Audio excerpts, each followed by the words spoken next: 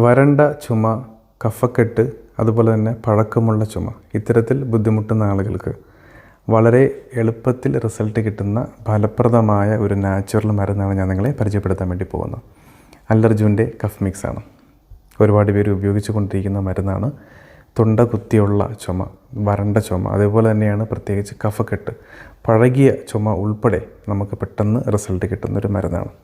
ദിവസവും രാവിലെയും വൈകുന്നേരവും ഭക്ഷണം കഴിച്ച് അരമണിക്കൂർ കഴിയുമ്പോഴേക്കും ഒരു ചെറിയ ടീസ്പൂൺ ലേഹ്യമാണ് കഴിക്കേണ്ടത്.